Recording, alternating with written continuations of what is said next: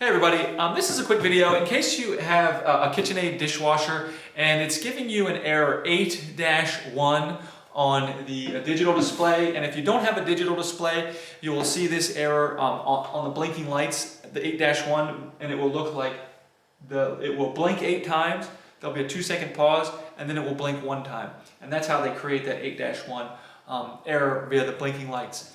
And so the 8-1 error is one of the very common errors on a dishwasher. It's the drain error, which means when the dishwasher is ready to drain, the drain pump runs to drain the water. It gives it a certain amount of time to drain, and then if after that time it's not drained, it gives you this error.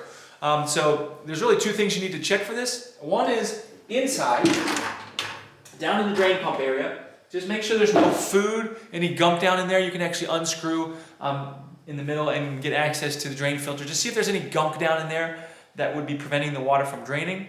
And then secondarily, go around back to the drain hose and do the same thing. Make sure there's no pinches or bends or clogs that could be preventing the water from flowing through the drain hose into the drain. Even if you push your dishwasher too hard against the wall, you can end up pinching that hose and then water can't drain out. You can also unscrew the drain hose from the dishwasher. There might be a filter there that you can check to make sure that that's not clogged. But anyways, so if you do all that, then you should be able to get your dishwasher draining and get it working again. So thanks a lot for watching. Have a great day.